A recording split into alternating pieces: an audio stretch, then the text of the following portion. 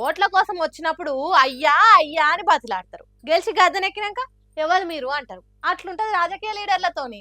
కానీ అందరూ అట్లనే ఉంటారా అనుకున్న ఒకప్పుడు. ఇప్పుడు సీతక్క కూడా గదే లిస్ట్ లో చేరింది. ఒకసారి సీతక్క మాటలు విని చెప్పుండ్రి మీరే ఏమంటారో ఇక.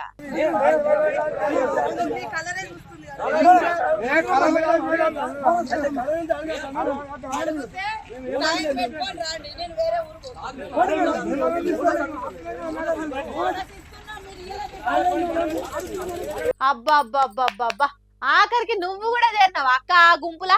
కామారెడ్డి జిల్లా రామారెడ్డి కేంద్రంలో పర్యటిస్తున్న మంత్రి సీతక్క నాపి బోనస్ ఇయ్యమని టైంకు పంట కొనుక్కోమని రైతులు ఎగబడుతుంటే వాళ్ళకి సమాధానం ఇవ్వకుండా అసలు మీరు రైతులేనా, నాకైతే రైతులకు ఆనొస్తలేరు అని ఆడికెళ్ళి బండెక్కెళ్ళిపోయింది.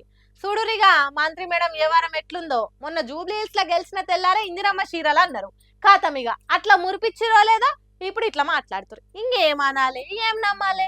ఏముంది, ఎలక్షన్ల ముంగట వస్తారు కదా ఓట్ల కోసం, అప్పుడు మనం కూడా మీరు అసలు రాజకీయ లీడర్లేనా అని చూపెట్టాలి. అప్పుడు ముఖం ఏడ పెట్టుకుంటారో చూద్దాం పాన్రి అనుకుంటే వెళ్ళిపోయారట ఆడికి వచ్చినోళ్ళు. రోడ్లేరా కాంట్రాక్టర్ అని పైసలు ఇస్తే ఉత్త మట్టి మీద డాంబార్ గార్చినట్టుండు కదా ఈ కాంట్రాక్టర్ ఎవరు.